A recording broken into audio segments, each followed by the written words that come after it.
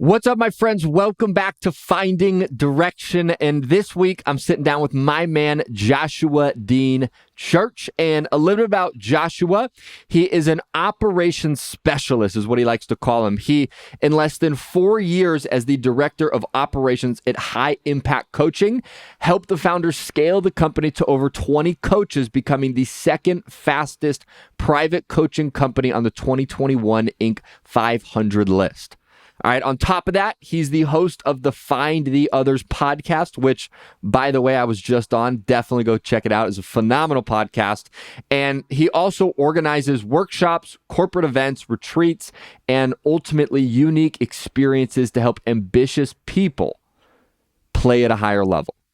All right, Josh is a passionately curious student of life. He's an avid photographer, a writer, a storyteller, and an adventurer living life on purpose. As you can hear it, Joshua is just an incredible human being. On this week's episode, we talk about a few things like how almost losing his leg at the age of 17 changed his life. We also talk about how you need to start to find the breadcrumbs in your life and that can actually lead you to finding your direction. We also talk about how the world is truly conspiring in your favor. You just have to look for it. All right, so we're going to dive into all of this, so much more. Josh has just lived in an unbelievable life. I'm so excited for you to hear this episode. Before we dive in, if you have not yet, please make sure to hit the subscribe button. And if you have a friend you know that is trying to figure out their life, send them this episode. And I promise you, they're going to get so much wisdom and direction just from this episode alone. All right, so hit that share button, send it their way, subscribe. And without that, my friends, we are going to dive right into this week's episode. Here we go.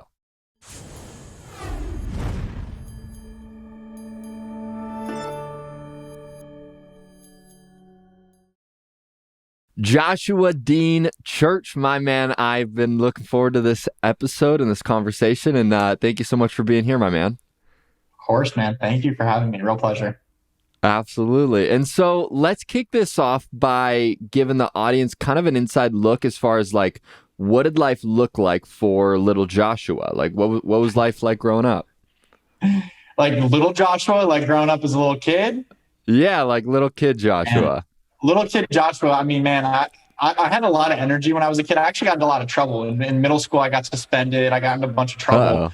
To the point where I had to, like, my parents had to have like a very real talk. And it was nothing bad. It wasn't like I was beating kids up or anything like that. It was just, I always happened to be like in the wrong place at the wrong time. So I thought, and I was just getting into trouble, maybe not hanging around the best friends. But I always, as a young kid, I just remember having like so much passion and energy. And even like looking back through some home videos, it's really funny. Just my mom was always yelling, Joshua, chill, slow down, stop. Because I'm just like wrecking havoc, like running around with full tilt, full energy, and just like so much energy. And I had to like learn my own strength because I had little siblings as well. So I would like get excited and like hug them really hard. So I always had a lot of energy. And I think that I got into trouble because I didn't quite know how to channel that energy or where to put that energy or how to work that internal energy. So that was something that like some people, even in high school, like I played football and I definitely had some aggro tendencies. Like I would get a lot of penalties for unnecessary roughness.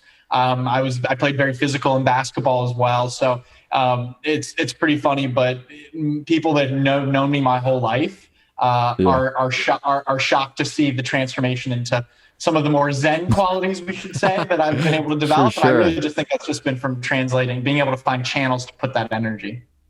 Yeah. Isn't it interesting how, like, I think a lot of people grow up and you have, like, you're just not fit for the mold for school. Not saying that you weren't, but it's like, if you have a lot of energy and you're like, well, I don't learn well sitting in a classroom, all of a sudden it's like, whoa, something's wrong with this kid. And then it's almost like, and I know you have a lot of thoughts on the education system as well. Maybe we'll go there, maybe not, but it's like, you're almost throughout the time you're in education taught how to suppress this, what may actually just be creativity.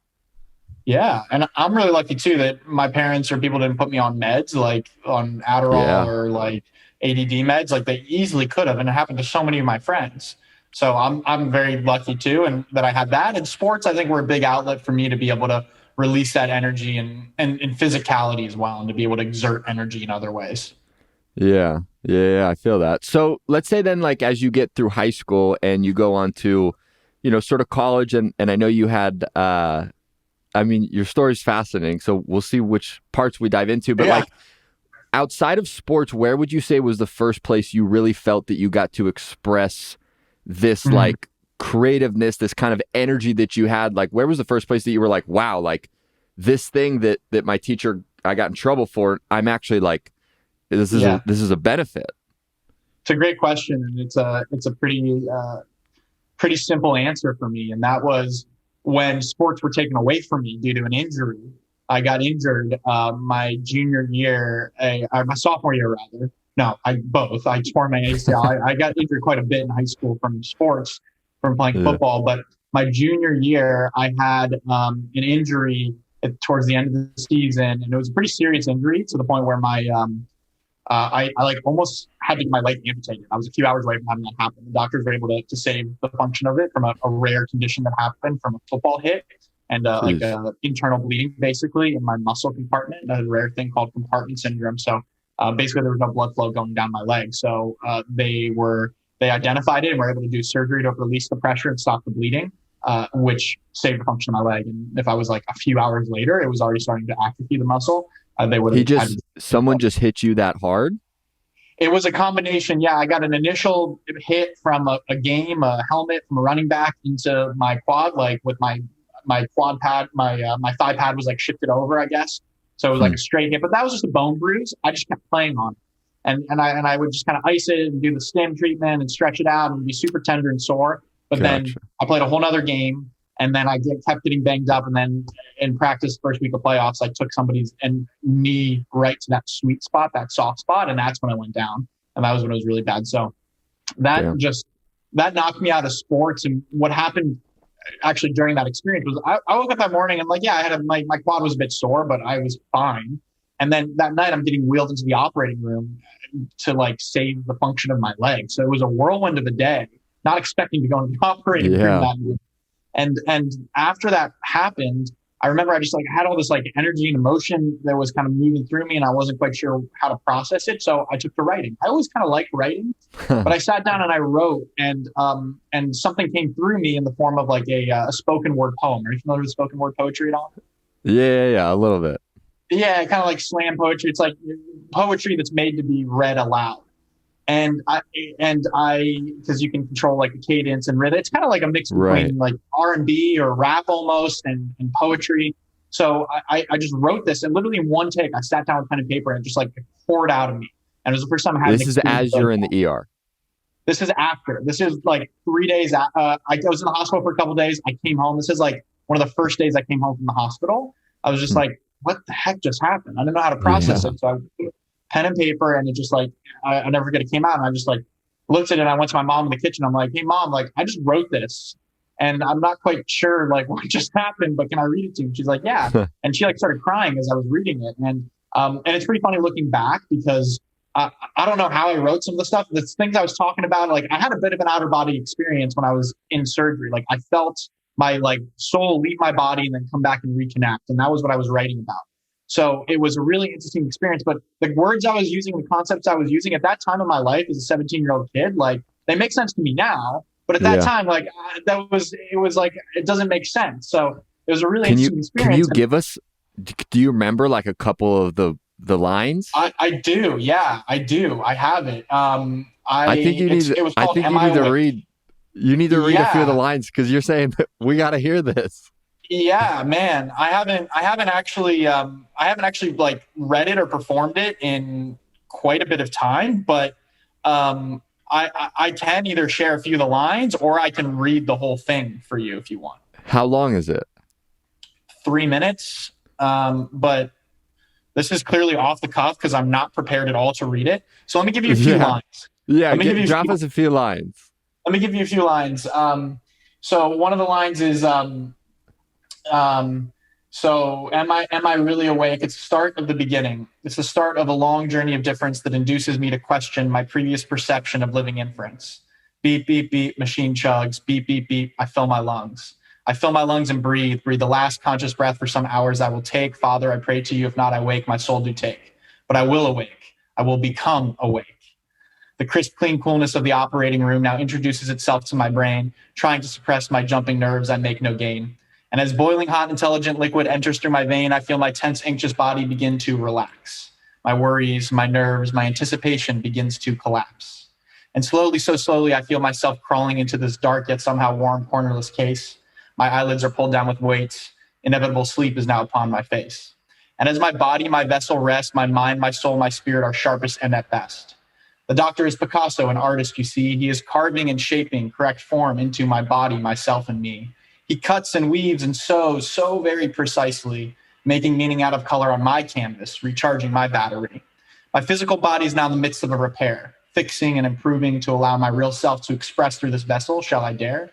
Beep, beep, beep. The machines get louder. My heart pounds its way back into how it should beep, beep, beep. I can feel the warmth rush back into my blood, from my hair to my mind, into the breath that scratches life into me like a quick flash flood. I'm awake, not just physically anymore, feeling my spirit rejuvenate itself back into connection with my vessel. This is what I've been waiting for. It truly awakens me, the adversity that I know lies ahead. I will not allow it to manipulate me. I will defeat my own enemy in my head. Because while the doctor in the materialistic world rewired my complex being, I was an artist to myself and myself's well-being. I became awake, reaching that moment of clarity, understanding that the start of the beginning still lies ahead of me. That's the full thing. I got like full body goosebumps right now. That's crazy.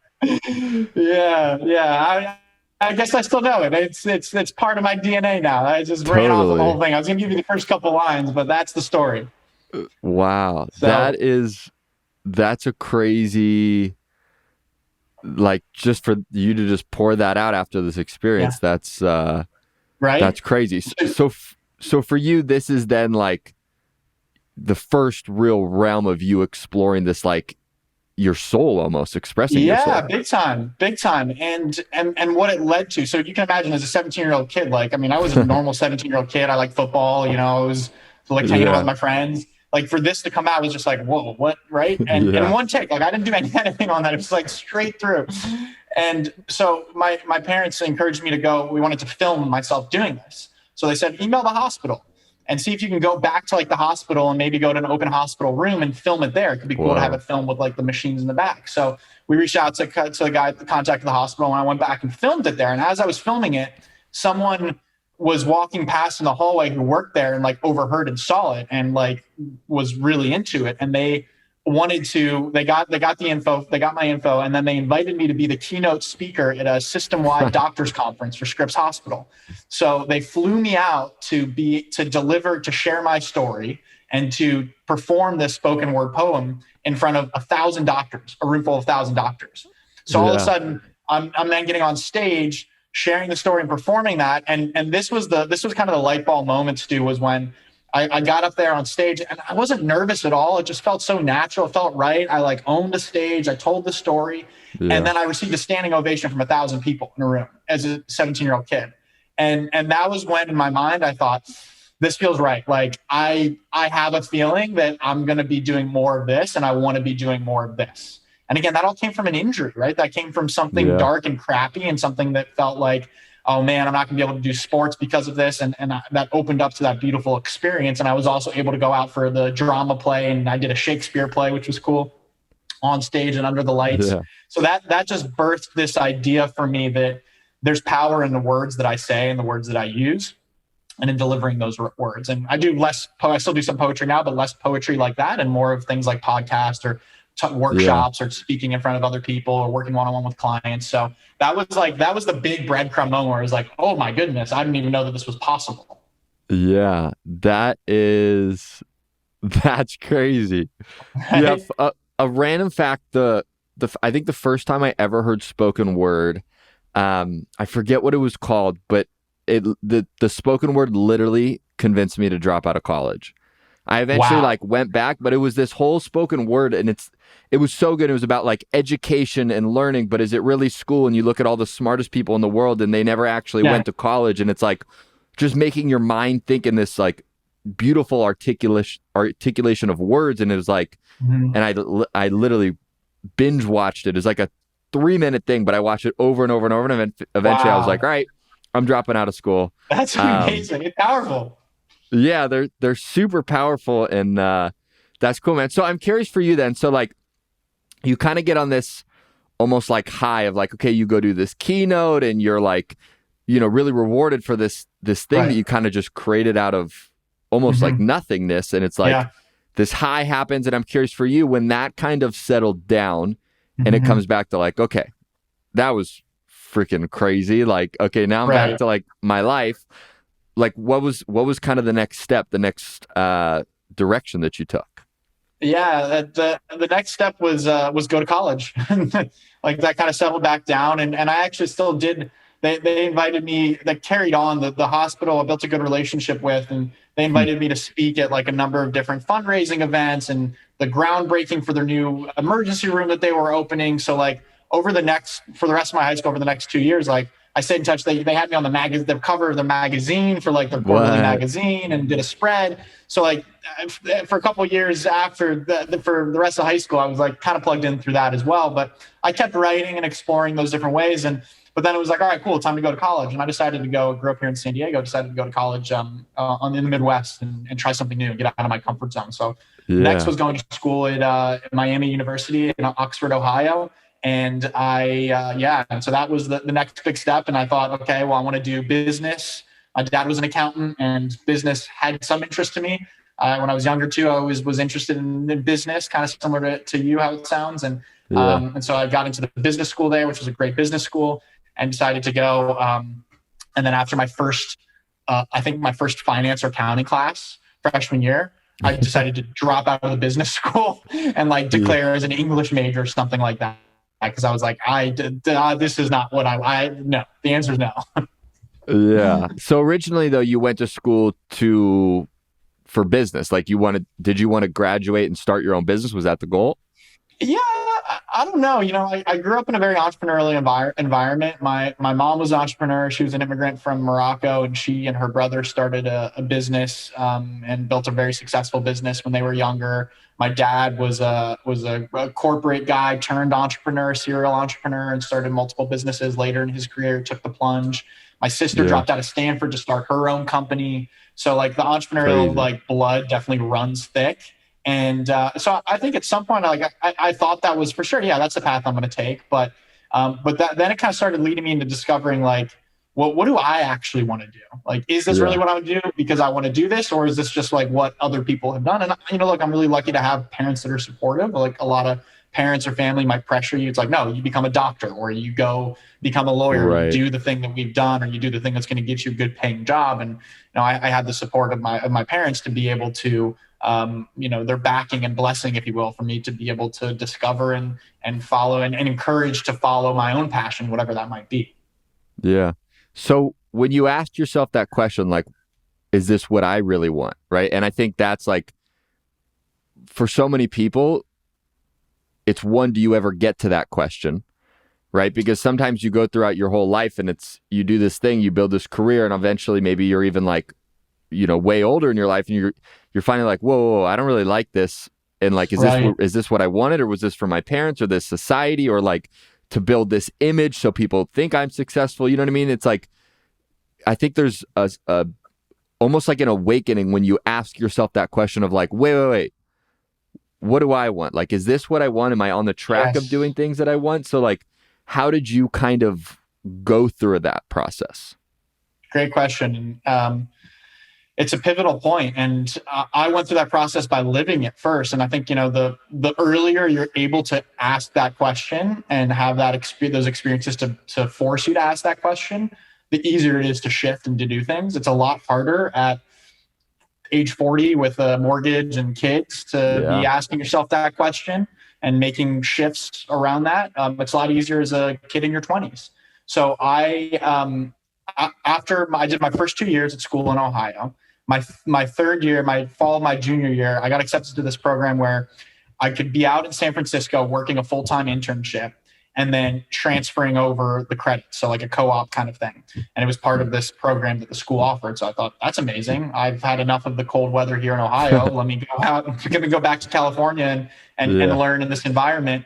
So I got a job, an internship at a startup company that had raised over $300 million in funding, and was like a big hype around it. Some of the investors that we had through the office were people like Oprah, and I met Tony Robbins coming through the office, big dude coming through. Kobe Bryant was an investor as well. So all of a sudden, like I'm a 21-year-old kid now, and I'm in this office environment, and I'm learning, and I'm getting real learning. I was the first person on the marketing team, the first hire of the marketing team with the marketing director when I came on, and all of a sudden I'm starting to learn a lot. I'm starting to kind of activate and be like, wow, this is. I would be sitting in a classroom in Ohio, but I'm learning. The guy who I'm sitting next to in board meetings, he designed the Amazon Kindle, the first Kindle. Like, how cool is that? So I'm starting to like learn and get adapted into really turning on. And that's when I started getting into like, I realized reading. Hey, reading's pretty cool. Like I wrote off reading because I hated reading in school. And then I read the book, The Alchemist, and I thought, whoa, reading is dope. Great book. What? I've been sleeping on reading. And so I started reading, and then I discovered podcasts, and I got into Tim Ferriss podcast. And I didn't know who Tony Robbins was when he came through the office. And I was like, who's Tony Robbins? Like, who is this guy? And one of the other coworkers was like, you don't know who Tony Robbins is? Like, oh, you got to read his book. You got to look into his stuff, listen to stuff. And I got into Tony Robbins stuff, and I got into this personal development world through living there. And then that semester was insane growth, and then it was time to go back. And I felt like I was just getting there, and the company thought the same thing. I just started getting into a rhythm. So they said, stay with us. Like, we're about to launch in the spring. Stay with us through the spring, and come work full time. And I was ahead in credits in college, so I decided to take a leave of absence and stay and ride it out. So I stayed for that next semester in San Francisco, working full time. That's also when I became a yoga instructor. I did a yoga teacher training. I got into good shape. I started understanding and realizing that different food I put in my body can make myself feel differently, different energy levels. The people I'm surrounding myself with have an effect. So that time was when I really kind of I like to say activated or turned on as a human. And I started asking questions. But at this point, Stu, it's still very novel and it's cool. It's like, wow, I'm working at a company and now I'm getting paid a lot. And then I ended up deciding to not go back for my senior year and accept a full-time job with the company and move down to LA to open up the LA office. Now, this was kind of like the peak of amazing. I'm ahead of the game. I'm doing all the things. Like, I'm getting paid a lot. I'm working at this cool company where I've got all these resources and these amazing people that I'm brushing shoulders with. And I'm living in Santa Monica, California now. And then as soon as I plugged into that, all right, this is my job now. This is my life now. It felt like, oh shoot, do I really want to do this for the rest of my life? As I started getting deeper and deeper into it in senior year, and kids started getting jobs lined up, my friends started getting jobs, I was like, is this really what I want to be doing? So I had that moment that moment of clarity, like a lot of young people have, and I did the responsible thing, which is quit my stable job and buy a one-way ticket to Southeast Asia and put a backpack on and go find myself, right? Let's go. So that led to that next chapter of my life where I was asking myself these questions. Huh. Yeah, it's interesting that sometimes everything can feel like it's from the outside going perfectly. Yeah. But if on the inside, if you're really honest with yourself, and I think being honest with ourselves is one of the hardest things to do sometimes. Great point. You know what I mean? If you're honest with yourself, you might go, I'm not happy at this job, or I'm not enjoying what I'm doing, whatever it is. But being honest with yourself is one thing, and then taking an action on the honest answer that you got, a million times easier said than done. But I think in doing that and following that honesty, there's always such a, I don't know if you'd call it enlightenment, or I don't know if I would say always, but you will almost always look back on that moment in your life and go, wow, that was the right thing to do. You know what I mean? Always. I haven't heard a lot of stories where people go, yeah, I listened to myself and what I felt was truly the right thing to do. And later on I realized I was an idiot. That was the wrong thing. Nobody really says that. You know what I mean? Right.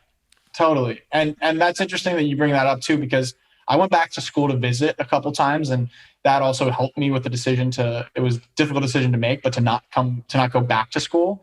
Because when I went back to visit one of the times, I realized how much I had grown and how much I had changed and shifted, and how it felt like that environment wasn't going to be the best for my growth. Like I was riding a rocket ship and I wanted to keep riding that rocket ship. So, but all my friends and everybody I would interact with, they would always say, "Oh, Church, you're killing it. You're killing it. You're crushing it. Like, I love to see you crushing it. It looks like you're crushing it." And like, it felt that way for a bit, but then it was just like, yeah, it looks like that, but like, am I really? Like, it was enough to ask myself, like, do I feel like I'm crushing it? And then when the novelty of that wears off and you're like, all right, like, is this really what I'm doing? Doing marketing at a consumer brand wasn't it. I didn't know what it was, but I knew that wasn't it. And I knew that I was going to go find what it was. I was going to go explore those other parts of myself to create what it was. And that led me on that next journey of traveling and getting deep into the education system, which is how I ended up meeting a mentor and meeting someone who hired me to come help build his business as an operator. Right. So that's what led to that second part of my story, my journey. Yeah. And it's interesting too. Another, I think, just brilliant point you made is, like, if you're asking yourself the question, is this it? It's not it. Yeah. You know what I mean? Hell like, yeah, or no. When you know it is, you're like, this is it. Like, it's just your mind, your body, your soul, your spirit is in alignment, and you know it's it. So if you're asking the question, am I in it? Is this the right thing? Then it may not be the right place. Which again is sometimes being honest with ourselves is hard, but I think, for anybody that's listening to this right now, if you're having some, like, if this is resonating with you, listen to that honest truth that's coming from you and take the action. Got to. Yeah. It's not going to lead you wrong. Yeah. So fill us in then on kind of, I'm not really going to call it chapter 2 because you got many chapters, but like, as we look at this next unfolding, you go to Thailand, and eventually where does this mentor kind of come into your life that you touched on? Yeah. So it's interesting because I thought that I was going to go find myself. And the takeaway that I realized, and my mom was telling me this, I just never could understand it the whole time. You don't go find yourself. You don't find yourself in life. You create yourself. And I really felt that when I was traveling and I was searching for something. If you search for, you're going to just be like a dog chasing your tail around. But what you can do is you can find direction. That you can definitely do. But you're not lost as a person. You can feel lost, but you're not lost. All it is, and in my opinion, it's about asking yourself the right questions that can get you to create the reality in the life that you want to create. It's up to you. Like, it's a blank canvas, and that blank canvas can be daunting. But if you're just going around to try to find a painting that you want to be your life, you're going to always be searching, because nobody can make the painting the way that you can. So for me, one of the fun things that I played around with when I was traveling was when someone would ask, like, "Oh, like, what do you do?" I would give a different answer every single time. I would say, "Oh, I'm a photographer," because I love photography, and that was a career path I was considering. "Oh, I'm a writer." "Oh, I'm a business owner." "Oh, I'm a marketer," right? Whatever it was, I just played around and experimented with, like, how did this feel? How did this feel? Like, just for fun, right? And interactions where I'm never going to see a person again. And then I just followed the learning. Like, I think there's a lot of value in following what feels like enchanting or what feels charming, as a meditation teacher of mine has said. Like, follow what feels charming. Like, follow that thing that feels good, that the flow, right? When you feel a curiosity about something, when you feel an impulse to do something, or to watch something, or to learn something, to reach out to someone, follow that, because that's the path to creating yourself, in my opinion. So one of the things, I saw a TED Talk similar, like, it sounds like your spoken word on education, but I saw a TED Talk on education. Ken, I forget his last name, Sir Ken something. One of the top viewed TED Talks of all time, about like how our education system is failing us. And I thought, man, this is so spot on. And I had just gone through this education experience where I was doing something totally different and unique. So I thought, you know what? Education. I want to focus on education. So I kept following that impulse, and I started reading a little bit more about the education system. I started researching more. I was looking at different, like, education technology companies, listening to different podcasts. And I remembered that an old high school, the old principal at our high school who I was close with, he had moved to Japan to become a founding headmaster of a boarding school in Japan. And it was supposed to be like a super innovative boarding school that was started by like, let's say the Elon Musk equivalent in Japan. And I remember that because they were talking about like, I found the website and they were talking about like mindfulness and innovation, design innovation. I thought this is cool. So I reached out to him and I shot him an email. I was like, hey, I'd love to catch up and hear what you're doing over there. So we get on a Skype call and he's like, listen, Josh, like I can tell you what it's like, or you can come over here and experience it firsthand for yourself. And he invited me to come and as like do a teaching fellowship over there. And he's like, why don't you come this summer for a month and live with the students and shadow some of the teachers and be a part of the environment. And like, we can pay for your travel out here and we can even give you a stipend to do it. I'm like, let me see. Yes. Okay, cool. So yes to that. And so like, you can kind of see, it's like the breadcrumbs. I just kept following the breadcrumbs and it kept leading into deeper. I spent some time in Japan, really reading and researching and learning more. And that's how I discovered this idea of the coaching space. This is how I really started diving into Tony Robbins and what it meant to be like a speaker or a facilitator or a coach.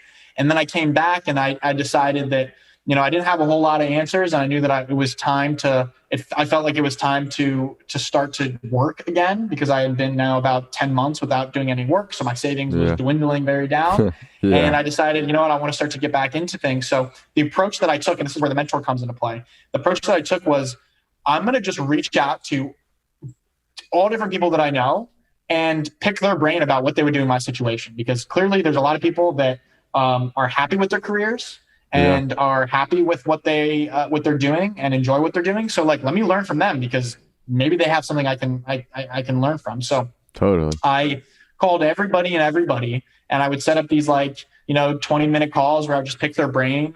And one of the guys that I called was this guy named Xander Fryer, who was a life coach. I had no clue what that meant. At that point, I'm thinking coaching was, it was like football coaching or basketball coaching. I didn't know there was this whole idea of like mentorship and coaching as an industry.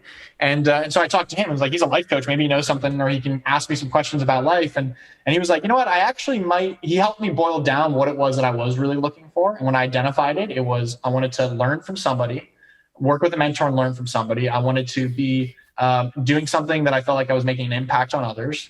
I wanted to be able to be remote and travel because that was an important thing to me. I wanted to be, and I wanted to be able to make money while I was doing it as well, right? So like pretty stringent recommendations there or guidelines there. But and I was kind of sharing that with him, and he helped me clarify that. And he was like, you know what? I actually might be looking to hire someone like you. I'm growing my business. I'm at the point where I need to bring someone on. This is 4.5 years ago, and we gave it a shot, and it worked out very, very well. I came on, and in those 4 years, we grew the company to number 2 fastest private growing coaching company in all of America this past year, which is really exciting. And we've got an amazing team of 20 people, and we work with over 1,000 clients at this point, which is so incredible to be able to see that ripple effect. So that led me into that. But you can kind of when you peel it back and you look back at that story, you can kind of see how it's just like I took one step and then the next became a little bit more clear. And then I took that step and then the next step became a little bit more clear. And then I took that one and the next, and it just kind of unfolded for me on this path of leading me to where I'm at right now and continuously leading me forward. Right. Yeah. And I think such a beautiful aspect too of you saying, all right, who are all the people that I can reach out to and just pick their brains. Like, I think sometimes we go through life and we're like, okay, I need to figure it out on my own and I got to get through this thing called life. And it's like, it will forever be one of the greatest things that'll serve you by asking for other people's advice, opinions, and putting an asterisk on that to ask people that have what you want. Yes. Right. And that may not be someone you're like, oh, well, they're a life coach and they're successful and they're the career path I want to be. It's like, is it someone you're asking that's happy with their life? That's, in an energy rich state because they enjoy the things that they do. And if you can find people like that and just ask them hey, such a good question. What would you do if you were in my position? They're going to be like, oh my God, definitely don't do this thing. I did that as a kid and I screwed it all up, but do this thing. You know what I mean? And even if you just had 2 or 3 conversations, the amount of wisdom that you would get from it'll change your life. Oh yeah. People love to support and share their story as well. And at the end of each call, I would ask someone if they had one person that they might recommend me to an introduction to get in touch with that I could chat more about it. So it expanded, and it didn't take long until like that perfect opportunity unfolded. Because I realized pretty quickly I wasn't gonna get a job just applying through a job portal, because like that wasn't. I knew there was gonna be some opportunity out there that wasn't like posted on some job site. Yeah. 100%. Yeah. So what would you say, like, you and I connected on this last time when I was on your podcast, of this, like, having this curiosity for life. And even doing more research on you, it's like, okay, for sure, like, you live, breathe this idea of like being a student of life and so curious about life. And like, I'm just curious, like, what would you say is the importance of taking an outlook like that as you're trying to like figure out your life, and even once you've figured out your life, to continue to kind of have that? Yeah, awesome question. Curiosity, man. Curiosity is, I think, it's a superpower that we all have the capability of having. Curiosity is what keeps it fresh. Curiosity is what keeps is what allows for expansion. And for me, like, I've got this post-it note right here that's on my computer, and it says 1,000 miles per hour. Because this to me is a reminder that we're on a planet that's spinning 1,000 miles per hour right now as we're speaking, as we're having this conversation. And Crazy. like, I've like always been wired for that, because like, to me, that's freaking mind blowing. It's fascinating when you stop and look at it. And like, you think about, like, we let a lot of things slide in the day to day monotony of life. It's easy to let a lot of things slide. Like the fact that rainbows exist. Explain to me rainbows for a second. Like, there's colorful beams of light that are shooting across the sky. Like, rainbows exist and we still have a world. What? Like, rainbows, caterpillars turn cocoon and turn into a butterfly. How can you explain that? Like, there's like, we're able to sit here and we're hundreds of miles away and we're having a conversation, understanding each other, communicating, and people are listening right now in another medium through headphone vibrations coming in, and it's making them feel a certain way. Like, what? We're human beings on a planet, and like, no one knows how we got here or what the heck we're doing. So like, that's pretty interesting to me, and that's pretty fascinating when I stop and think about that. And that's why I have that reminder of like we got to stop letting stuff slide. And curiosity is that piece that allows me to keep expanding and seeking and growing, because like, I'm just so curious. It's that in Zen Buddhism, they have a concept called beginner eyes, of like looking at things through the lens of a kid or a child, when the world is like this fascinating place. Like, we get really bored. I have a new nephew who's just a couple months old now, but he's like, he looks around at everything with such amazement. And like, more of that kind of thing. So I also think that curiosity breeds compassion, because when I can be curious about why someone is the way that they are, I can have so much more compassion for them. When I'm curious, when I approach a situation, when someone might be having upset, or the stranger, the person walking down the hall is like all pissed off, or I get a brunt of a bad interaction, or the barista at the coffee shop's like, giving me some attitude. Like, if I can approach it with curiosity, it gives me a lot more compassion. I don't know what this person's going through. Maybe they have the worst day of their life. Like, it breeds compassion in that way, and understanding that we're all humans, just doing our best. Yeah, for real. And I like what you said in the beginning too. You're like, it just keeps it fresh. Like, keeps it fresh, man. Like, if you're just curious, you're like, you are like that childlike figure that's just like wandering around like, what? Like, there's this screen and there's like another human on it, and there's, it's like, that's it. It is crazy. It's a constant drug-free trip that you can be on nonstop when you tap into it. And it's like the curiosity is what is led to all of these amazing environments. Like, it was such an enriching experience to go to Japan and study at this and learn at the school and do this fellowship. And like, that wouldn't have just happened if I didn't take that first step and be curious and just reach out to the guy and be like, hey, what's this about? Hey, what's this about? Like, ask the question. And you ask the question, like, you don't know what it can possibly lead to. And that exploration is what leads to, in my opinion, so much fulfillment and adventure. And it breaks you out of the monotony of the day to day, regardless of what your job is, regardless of what you're doing. Like, get curious, start asking questions, because like, the world's like this big video game, and all these characters, everyone around us, it's like, it doesn't happen in a vacuum. Growth doesn't happen in a vacuum. You don't find the career that you want in a vacuum. Like, you got to get out there. You got to ask questions. You got to rub shoulders with people. You got to like put yourself out there. And when you do that, like, magic just happens. It's so humbling. And then it leads to even more heightened sense of curiosity, because you have all this evidence, and like, my story is evidence after evidence of what happens when you follow that curiosity. Yeah. So one thing I'm curious that's kind of in alignment with this as well is I know you're a big believer that like the world essentially is conspiring in your favor. Like if we talk like the Yes. alchemist for a sec, right? It's Yeah. like you are being set up, like the universe has got your back essentially. How million Yes. different ways we could say it. And I would be curious for you, like, how would you say this comes into play as far as like the world conspiring in your favor as you're trying to navigate throughout your life? Because, some of the things I've heard you speak about, and you could touch on this more too, is like when you fully step into like, let's say a business you're trying to do, pretty magical things happen because the world's here to support you. And so like, as you're going throughout this process of figuring out your life, how would you say that sort of ideology like comes into play? Yeah, good. Another great question. You got to follow the breadcrumbs is the way that I say it, and that's the way that I love describing it. Is like, and I touched on this earlier too, but there's clues. Think of it as a scavenger hunt. Think of it as a fun scavenger hunt. And when you think about it that way, it becomes a lot less daunting. Like, start with what you do know, and then like it's this fun scavenger hunt or class project where there's like it's open book. Like this is open book, and the world is the book that's open for you. And like you have the ability to pave the path that you want. So I think that the universe conspiring to help you make it happen.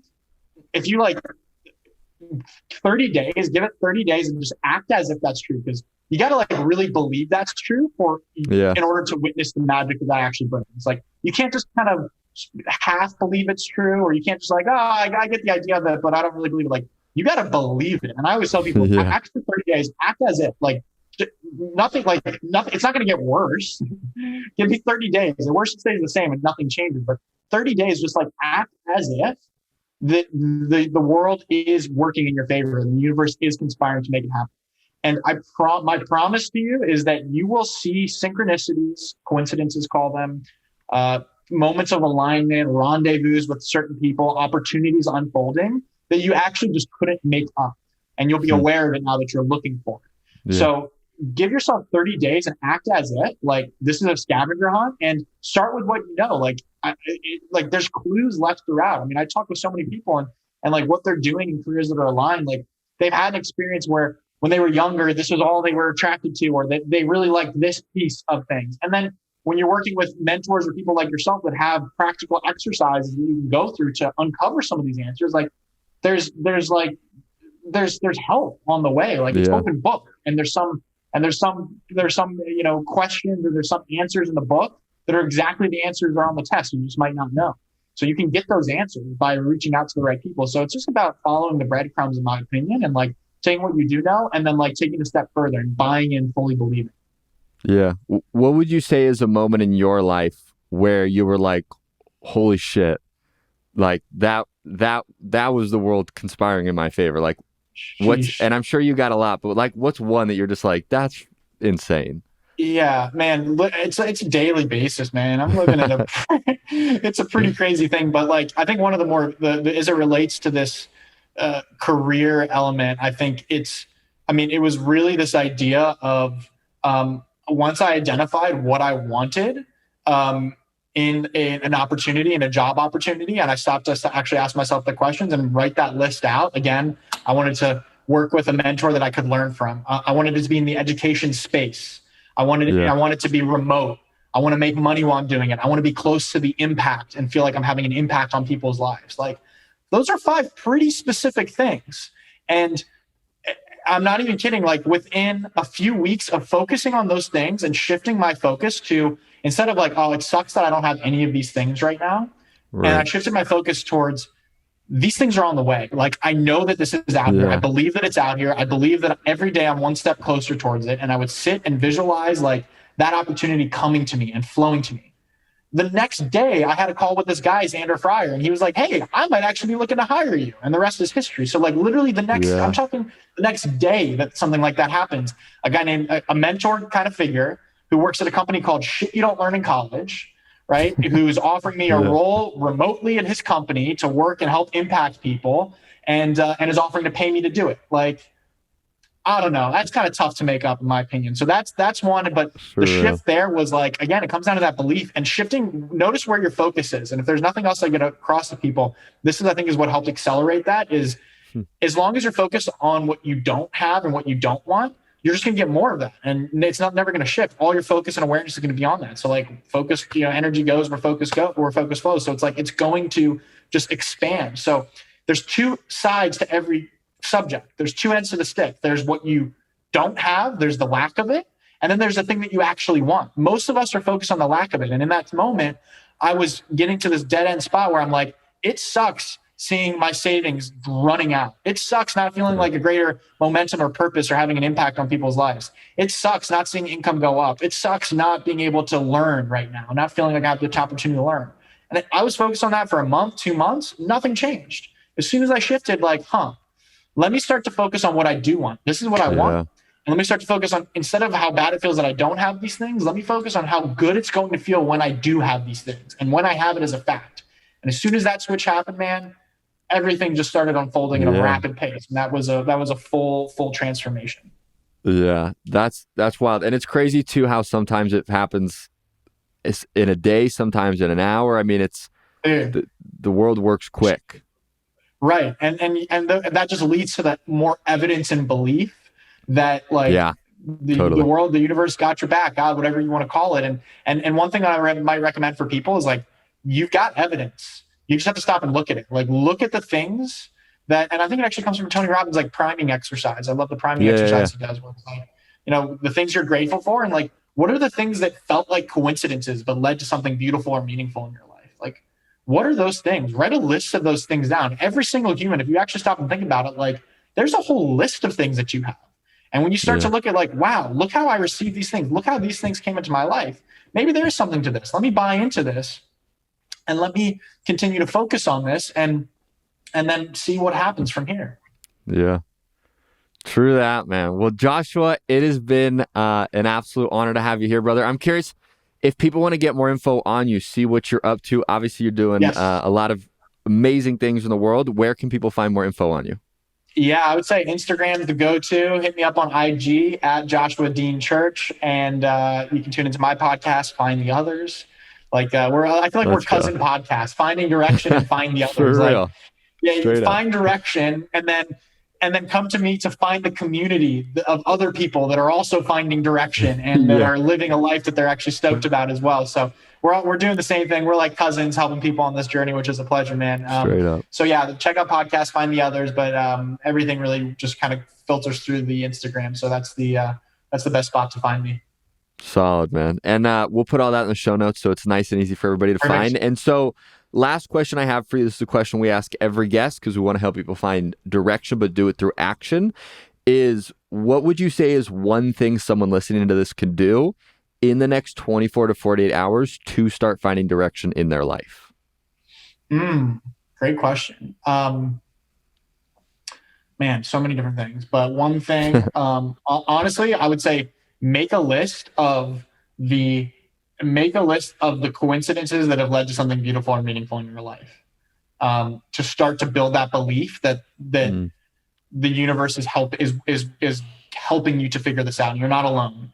And when you can really understand that you're not alone and there's greater forces, like forces that create worlds, that have created worlds, and forces that keep the tides from continuously turning and the sun from coming up every day, like that divine creative energy force that keeps us alive and breathing, like that's working through us and with us, and we're a part of that. And like that energy, that life force is on our side.